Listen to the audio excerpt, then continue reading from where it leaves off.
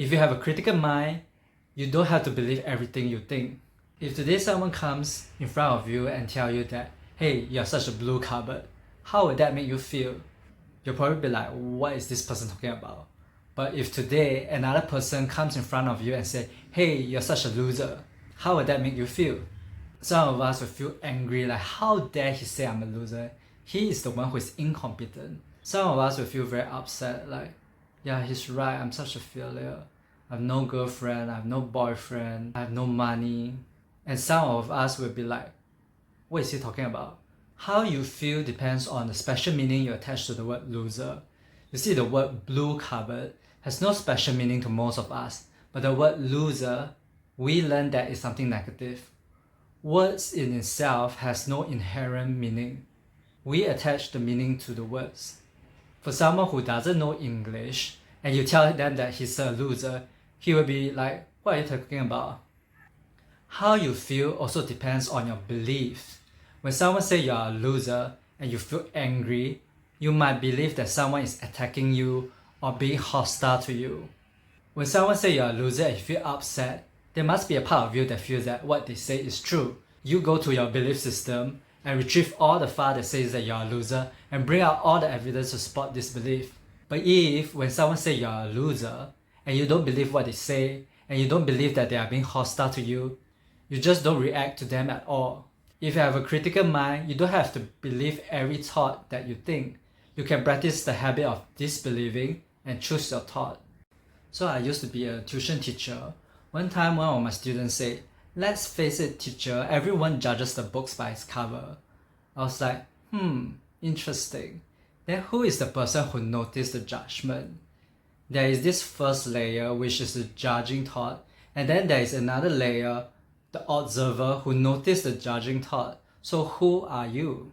Are you the judging thought, or are you the one who noticed the judging thought? And if you are the one who notices that you have a judging thought, can you choose a different way or a different thought? Or do you have to say everything that arises in your mind? Yes, we all have judging thoughts, whether it's towards ourselves or towards another person. I have it too. But there is also this observer awareness within us.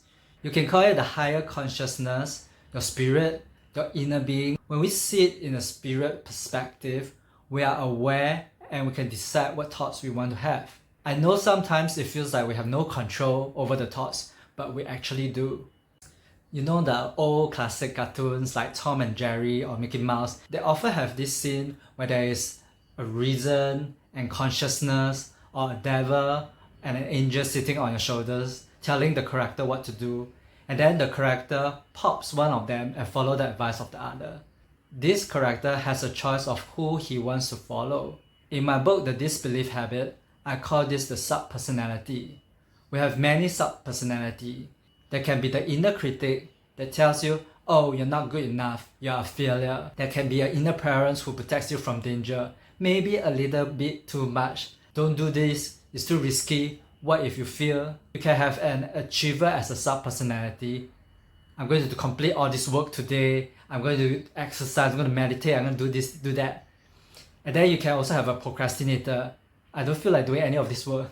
We can listen to all these sub-personalities and be aware of what they say, but we don't have to believe any of them. We can choose the path that we want, we can choose our thoughts. They can say and give their opinions, but ultimately you are the one who decides. It's like having many different TV or radio channels. If you want to watch a violent movie, the channel is available. If you want to watch a drama, the channel is available. And if you want to watch a peaceful and joyful movie, the channel is available too. You can tune into any of this channel and you have a choice. You decide. Just don't mindlessly watch a channel without any intention. If not, your vibration is going to determine which channel you're going to watch. If you are feeling angry, you will be naturally attracted to watching something violent. The last thing you will want to watch is a spiritual teacher telling you to let go of your suffering. This is the law of attraction. Your vibration attracts more of the thoughts that match your vibration. It's difficult to jump from a low vibe all the way to a high vibe all of a sudden because there's already a lot of momentum going on. What you can do, however, is to return to your observer self and decide where you want to go. Do you still want to stay on this channel, or do you want to watch another show? If you want a more peaceful life, you can slow down the momentum of your negative vibe. When you're driving a car and you want to change the direction of the car, you need to first slow down the car before you turn, right? You don't swerve the car and expect yourself to jump from anger and despair all the way to happiness and joy. You need to deactivate the angry and negative thoughts in your head first by not believing them to be true. If someone calls you a loser, instead of believing that they are attacking you, think that maybe they have a bad day. Don't take their words too seriously. Instead of believing you are a loser and feeling upset, think maybe there's a misunderstanding, and also think that somebody's opinion of me don't determine my worth. They are allowed to think whatever they want, but that doesn't affect how I view myself. Soften your thoughts and it will loosen and slow down the momentum. Whenever you have a thought, pause for a moment. Don't believe in your thoughts so quickly. Check your vibration. Ask yourself if this is a channel you want to watch. If not, choose another channel, choose another thought. If you have an inner critic and a noisy mind, or you want to learn how to disbelieve your thoughts and develop a mindfulness habit, do check out my book, The Disbelief Habit. The links is in the video description below. And watch the next video if you want to play a game to silence your inner critic.